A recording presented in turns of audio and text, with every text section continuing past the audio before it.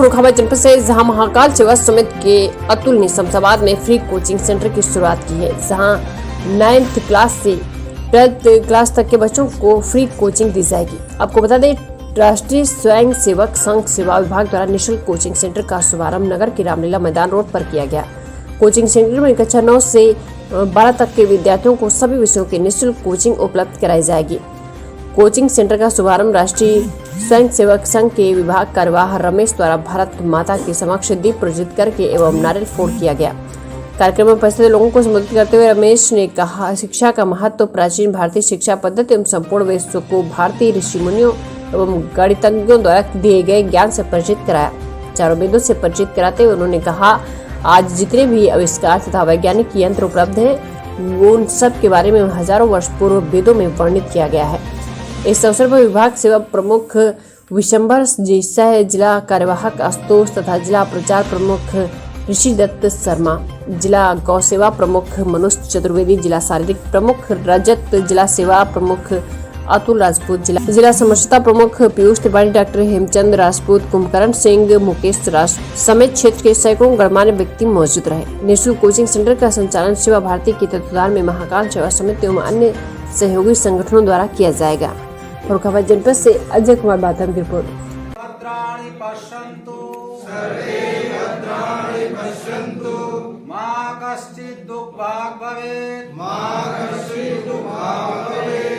ओम शांति शांति शांति।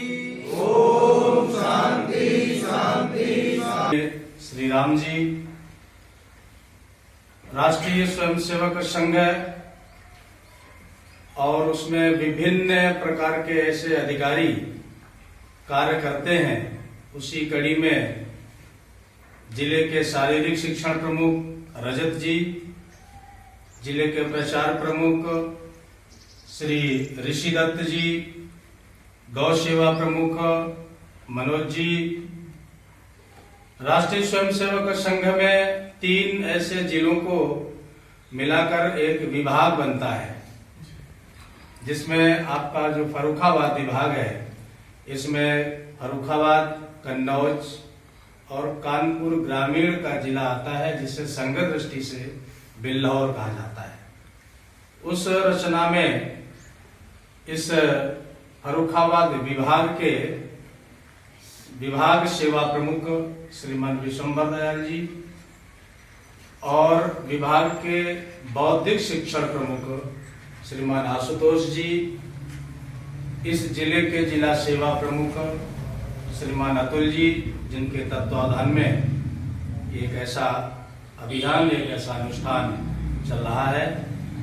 अपने मध्य में विद्यार्थी परिषद के औरैया जिले के संगठन मंत्री कृष्ण मुरारी जी भी उपस्थित हैं।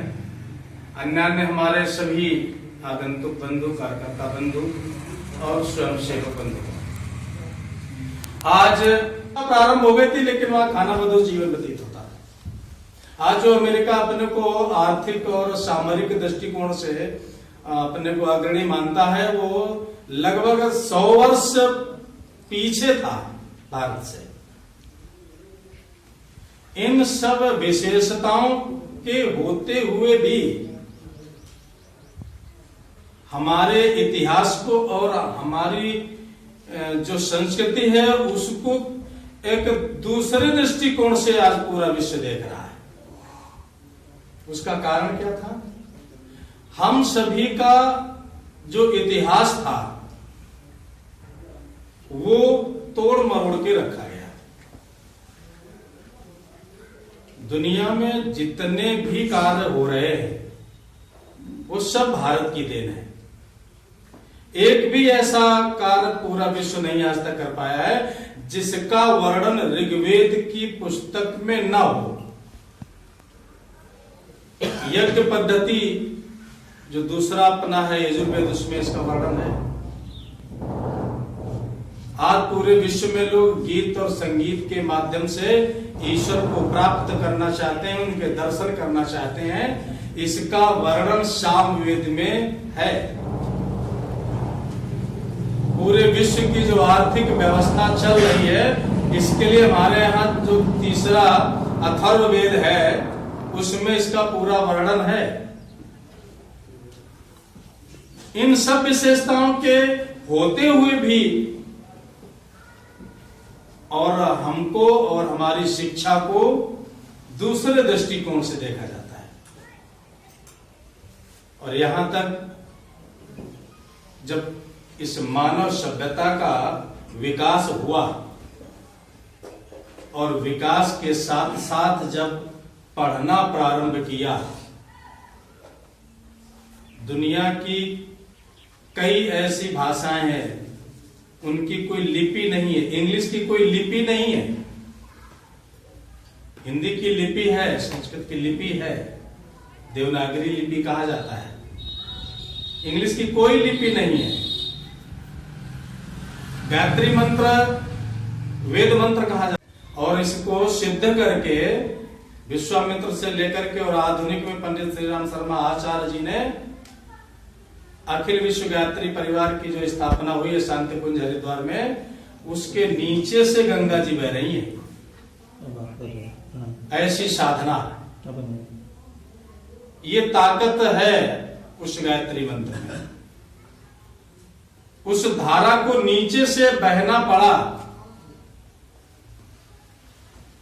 ऐसे तपोनिष्ठ ऋषियों की ये धरती है भारत। इन्हीं में से एक ऋषि हुए थे पाणिनि। पाणिनि ने सबसे पहले जब भगवान शंकर ने डमरू बजाया था और उस डमरू से जो ध्वनि उत्पन्न हुई थी,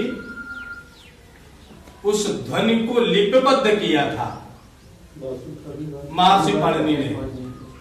आप लोगों को हो सकता है कुछ शिक्षार्थियों ने पढ़ा होगा 14 महासूत्र, संस्कृत में है महासूत्राण। और वो 14 महासूत्र में सभी अक्षरों से लेकर के और पूरे व्याकरण की व्याख्या उसमें है। आज हम नाम नहीं जान पा रहे हैं। उसमें जो 14 अक्षर है, एवं दिलक जबगढ़ दस कवई कवचटता ऐसे करके ये व्यवस्था देने वाला भारत है। अपने को समृद्धशील करें। उस समृद्धशीलता में जो पश्चिमी देश हैं उन्हें कहा जाता है कि बहुत विकसित हैं। विकसित राष्ट्रों में बहुत से ऐसे देश हैं जो विश्व पटल पर समस्त सुविधाओं और समस्त विशेषताओं से, चाहे वो आर्थिक बल हो, चाहे उनका सामाजिक बल हो, सैन्य बल हो, सब प्रकार से वो अग्रणी हैं। उन्हीं देशों की कड़ी में भारत का भी नाम आता है। भारत सबसे पुराना राष्ट्र है।